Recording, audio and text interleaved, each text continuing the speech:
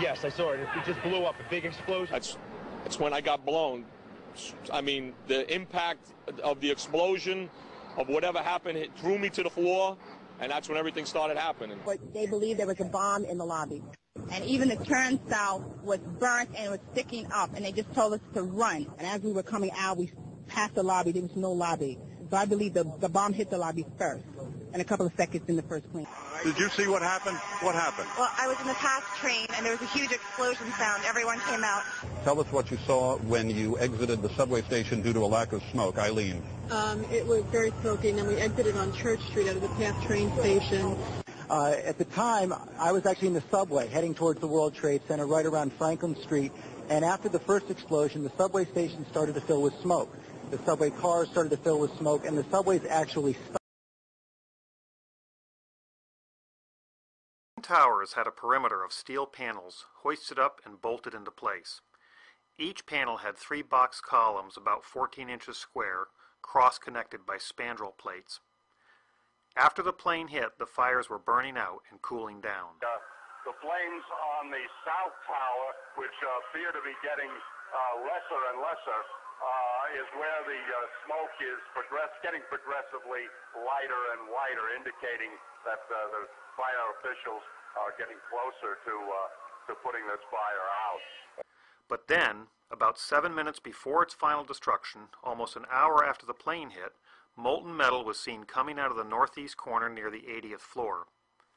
The red-yellow metal poured from the tower along with a shower of sparks, and looked like steel in a foundry.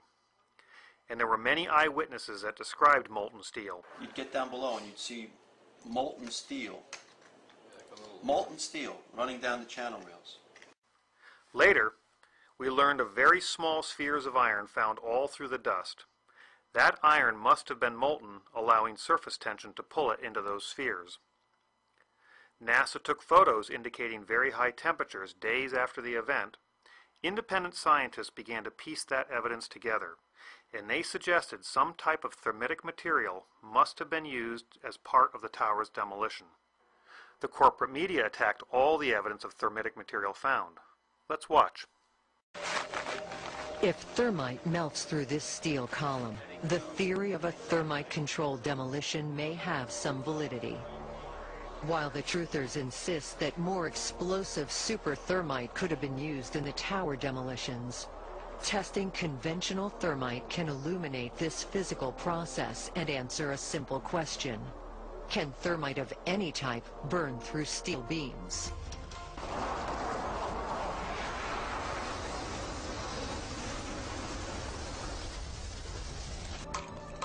Despite 175 pounds of thermite packed around the steel column, it remained undamaged.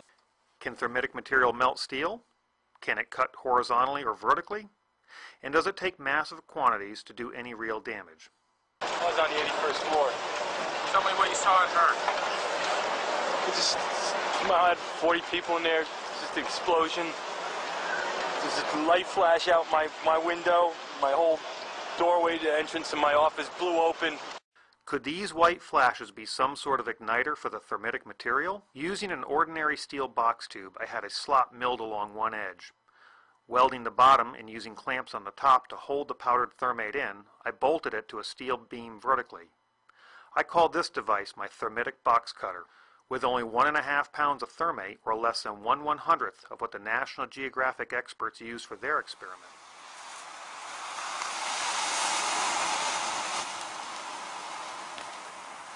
Not only was I able to melt steel, but it also sliced a vertical cut.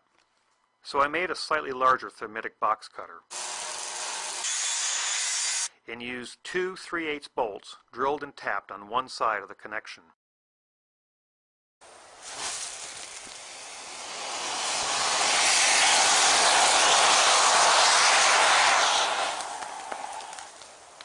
It only took a slight twist to break it completely off. It's more likely that any pre-weakening thermitic material were hidden inside the perimeter box columns.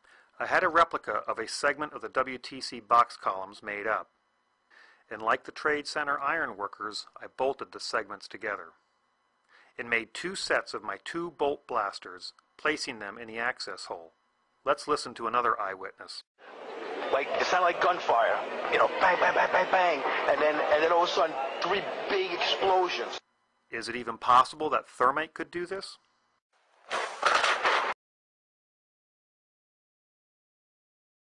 The starting point in science is observation. What you are seeing here is what happened to the North Tower of the World Trade Center, the second of 3 buildings to collapse on 9/11/2001. I use the word collapse, but words can be deceptive. What do you really see happening here? There's a tremendous amount of falling debris, but under the canopy of debris, do you see the rapid sequence of explosive ejections of material? Some of the jets have been clocked at over 100 miles per hour. I will call them explosions because it's hard to find other words that describe what we are seeing here. The explosions are not isolated and few. They are continuous and widespread. They move progressively down the faces of the building, keeping pace with the falling debris. Perhaps you can imagine a natural cause, but I can't. Notice that the explosions are occurring on multiple floors at once, over a wide zone, not in a floor-by-floor sequence that might be explained by pancaking collapse. Notice there are explosions far below the point of collapse. Some are isolated and focused. These are often referred to as squibs and are commonly seen in controlled demolitions. However, this is not a standard controlled demolition. The building is being progressively destroyed from the top down by waves of explosions, creating a huge debris field. The destruction is in waves, not just in one wave. Most obvious is a rapid sequence of explosions near the visible corner of the building. But simultaneously we can see another wave of explosions much further down the face of the building under the canopy of falling debris. Notice that both waves of explosions progress down the face of the building, nearly keeping pace with the falling debris just a few feet away. Slabs of concrete did not fall to the ground and smash to dust. There is almost no concrete in the rubble pile. Notice that the concrete is being forcefully ejected outward from the sides of the building, already pulverized to dust. Notice that embedded in the dust clouds are huge girders and entire sections of steel framing that are being hurled out of the building. The horizontal speed of some of the girders has been clocked at over 70 miles per hour. Some of these girders impale themselves in the sides of neighboring buildings. Some landed as much as 2 football fields away from the base of the tower. What could hurl heavy girders with such force and give them such speed?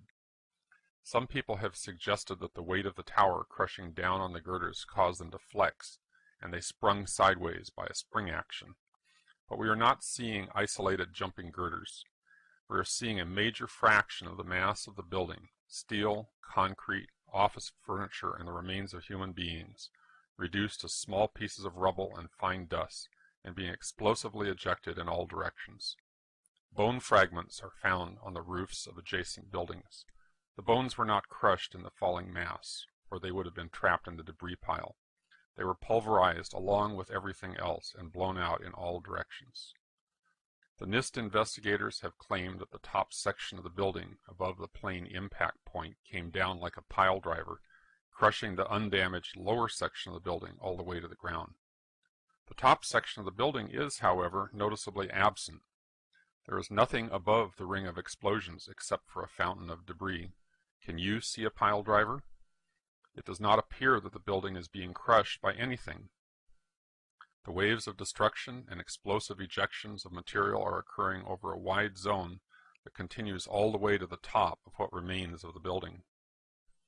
The scientists at NIST did not model the collapse of the towers. Their analysis was gravely flawed in many ways, but the biggest flaw was that the scope of their investigation was artificially limited. They took their analysis only to the point of initiation of collapse, as though all that followed was inevitable and needed no explanation. The scope of their investigation was artificially limited to what might have happened or could have happened to begin the collapse. What they explicitly did not take into account is what actually happened.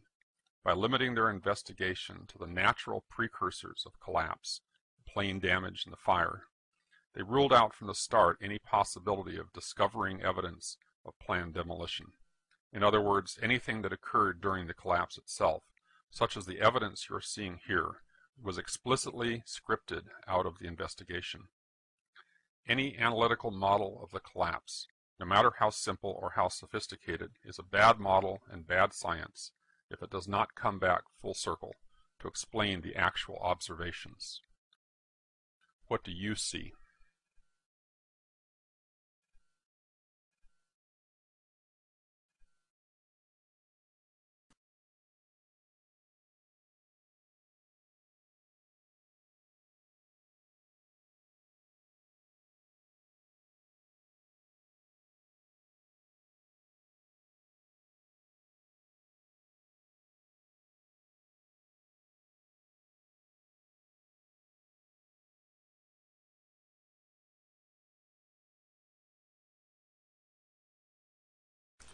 This is the start of the collapse of World Trade Center number 1, also known as the North Tower. We are here tracking the motion of the roofline at 0.2 second intervals through approximately 32 meters or 8 stories. This graph shows the height of the roofline as a function of time. The analysis is simpler if we plot velocity as a function of time. On this kind of a graph, a straight line indicates constant acceleration. First note that there is a sudden onset of collapse, as the point we are tracking makes a sudden transition from being at rest to an approximately constant downward acceleration. The slope of the graph indicates that the acceleration is 6.31 meters per second squared downward, which is 64% of free fall. In other words, once it starts falling, the upward resistive force is only 36% of the weight of the falling section of the building. So far, so good. But now turn it around. Newton's third law says interactions between objects work both ways. The forces two objects exert on each other are always equal and opposite. If the upward force acting on the falling block is 36% of the weight of the falling block, the downward force exerted by the falling block must be exactly the same, 36% of the weight of the falling block. In other words, the top section of the building is exerting less force on the lower, stronger, undamaged structure than it would if it were simply sitting motionless. Therefore, as long as the top section of the building is in uniform downward acceleration, it cannot possibly be providing sufficient force to destroy the building. This may seem counterintuitive to you. You might think a falling block coming down on the lower section of the building would exert a greater force than a stationary block. But that is true only if the falling block actually impacts the lower block, which would cause the falling block to decelerate. The only way the falling block can continue to accelerate smoothly, as we see here, is for the lower section of the building to give way without significant resistance. If this rate of acceleration continued all the way to the ground, the building would fall in about 11.5 seconds. This is close to the observed collapse time. So far I've been using the term block loosely. What we actually see here is the falling section of the building turning to dust before our eyes. But what is happening to the upper section of the building behind the dust clouds doesn't really affect this analysis. Given the fact that it is accelerating downward, the top section of the building, whatever its condition, cannot possibly be destroying the lower section of the building. The destruction of the building must be caused by something else.